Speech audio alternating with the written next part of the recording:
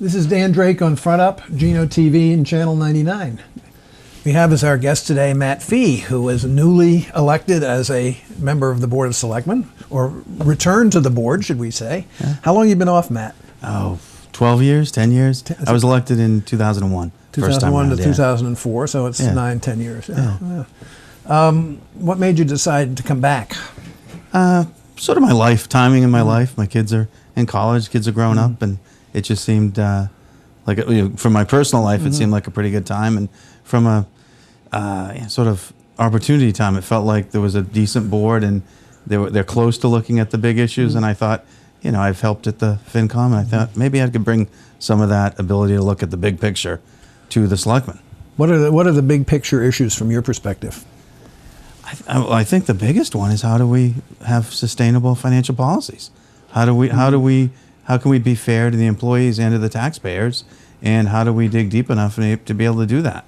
I think that if you look at the look at the town budget over the last 15 years, we have 113 fewer people, and it's doubled. We've lost the part-time people. We've lost the lower end, and the growth of it has crowded out a lot of important things. So it's concentrated in more highly paid people. Yes. Doing more or less work. Yeah, hopefully more work. But I think it's you have the HDC and everyone's taking aim at them, and they're down a couple of employees. Right. So you can't continue to lose people by attrition and have an effective government.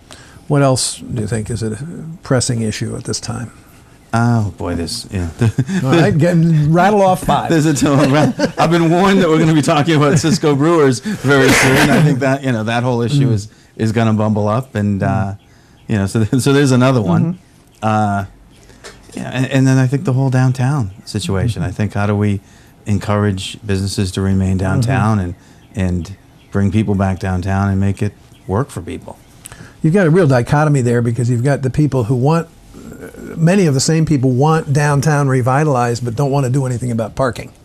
No, because a lot of them want it revitalized, but then they park right in front of their business all day. Right. So you have to. Some of this is educational. People have to realize that they're hurting themselves, and they're by doing that. So some of those issues, I think, are going to be coming up. I know when you left the board before, one of the reasons was family time, because it does take a tremendous amount of time.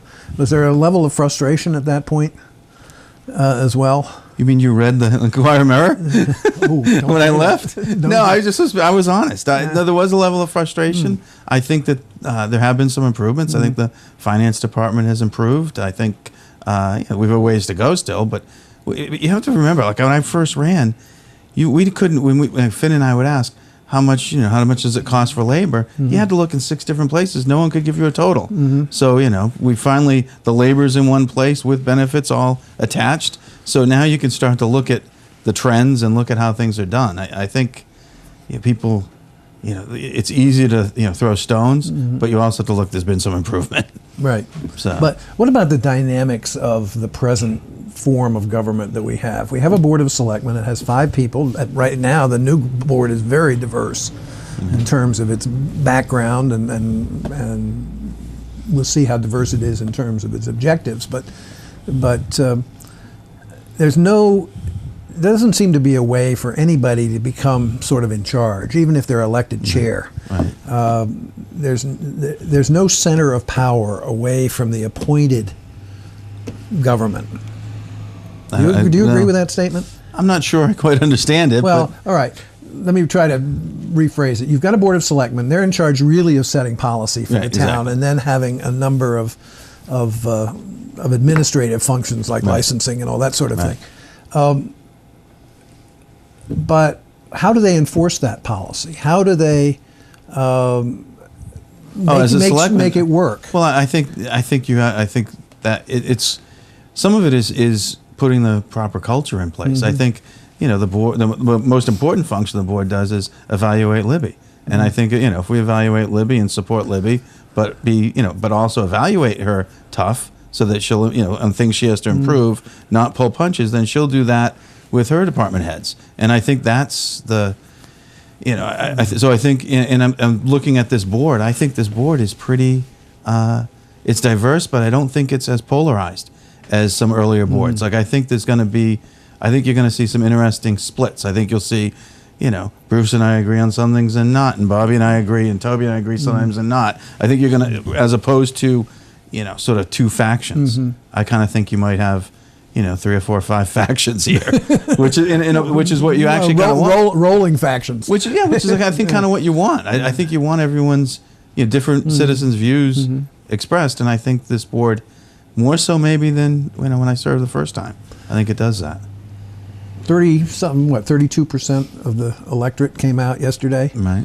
A tiny percentage of the registered voters came out for town meeting. Does that system work? I don't know what other one I'd choose. I think it works. I think if they are concerned and care about issues, they'll be out. I mean, we had, comprehensive plan or the windmills and some of those, some of the big zoning issues have brought over 1,000 people to town meeting. Not in a long time. Well, it's been a few years. A long time. 4 or 5 years maybe. At least, yeah. Yeah. So in fact, I don't remember since I've been here where it's been over maybe 800 at the most. I would say 800. 13 years, yeah. And usually it's more like 5. Right, and they disappear. That's right. As we go along. Yeah, exactly. So. And the third night, it gets down to 300 or 200, or that's not really very representative. No, it isn't. But here, what's the option? People are talking about a mayor. I think a mayor, you'd end up with one viewpoint, and I think you'd have a difficult time. It could swing, a couple ways pretty wildly, depending who the mayor is, or a representative. I'm not sure a representative. If we had, it's for different neighborhoods, let's say, and a representative government. I'm not sure that would be that much, that much better. Right. Yeah. Well, it's hard to say. I mean, there are issues of flexibility with town meeting, or lack of flexibility in the sense, for example, for the airport.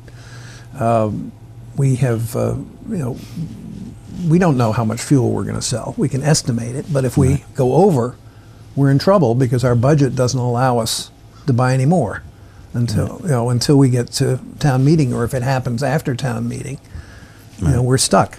Now the revolving fund helps a little on that, but that's another story. In Hyannis, where they have a town council in Barnstable, I asked the airport manager how they dealt with this kind of issue, and they said, well, we have a town council, we can go every month. So they can do it once a month. Yeah, and that's a big difference. I mean, not only on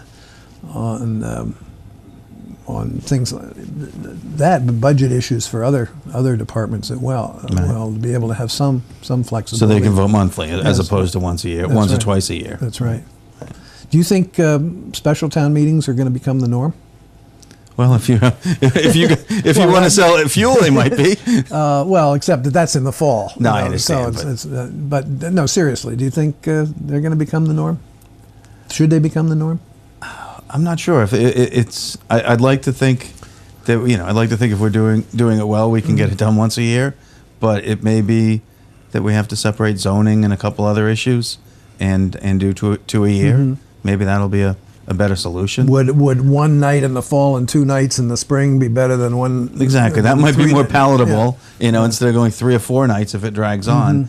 And I think sometimes you get to town meeting and people think you're going to have a chance to talk, but everyone is in such a hurry that you can't really. You're not really going to delve deep into it. It's going to, people look around and see who do they trust, and and who do you think you trust, who's looked at it close enough, and they follow that lead.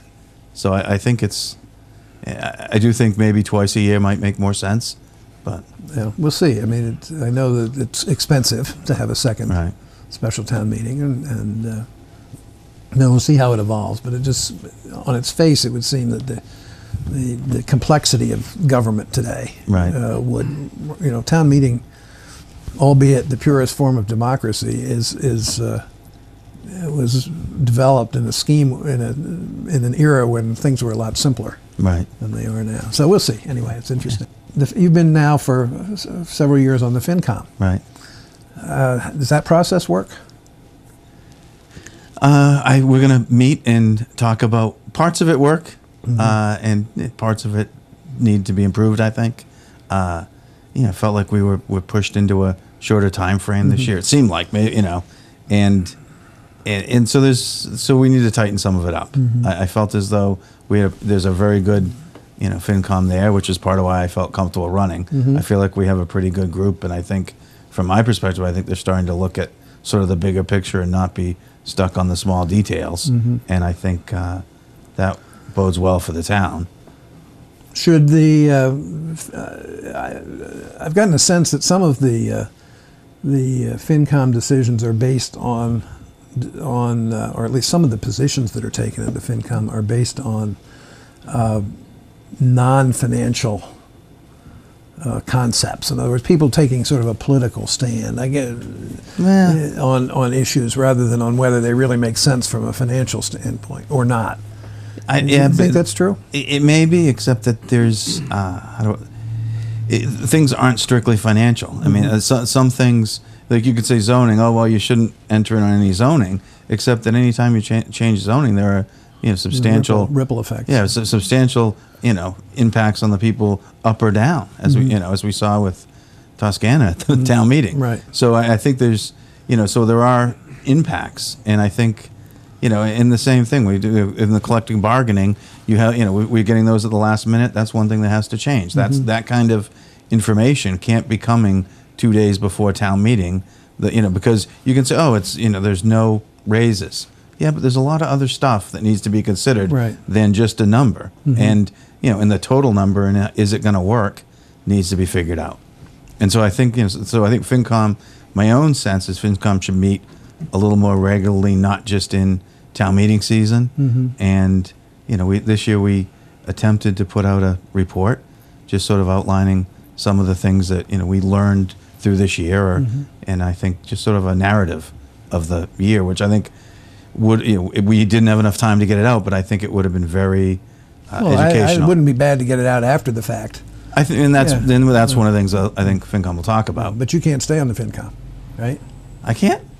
I think that's no. right. I'm kidding. I no, can't. But seriously, you can't. No, I right? can't stay. I'm kidding. But no, I can't stay. Yeah. No, but I would like to. It's a good group. Yeah. One of the issues that is getting a lot of discussion recently is the whole issue of enforcement, whether it be of zoning or parking or these other rules and regulations that we have on the books, and that there isn't enough enforcement.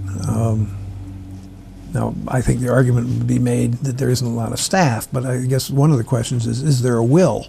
Well, there has to be a will. And do you get the sense that there's a will at this point?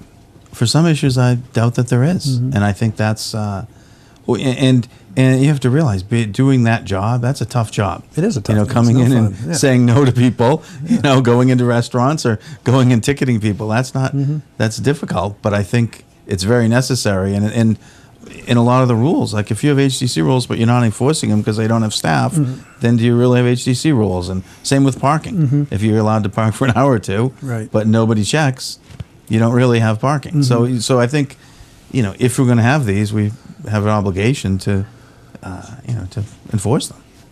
Or get rid of them. I mean, at some point, we had that I don't remember whether it passed or not, but several years ago there was a article at town meeting about roosters or something in the next, and I think there are a fair number of those kinds of things on the books dating back many years.